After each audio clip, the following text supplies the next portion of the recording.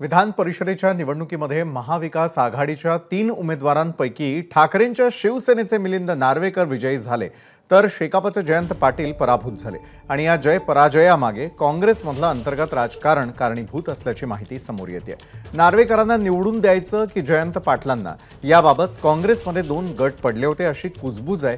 काँग्रेसच्या बेभरवशाच्या आमदारांची मतं नार्वेकरांसाठी राखीव न ठेवता विश्वासू गटाची मतं मिळावीत यासाठी ठाकरेंनी जोर लावला।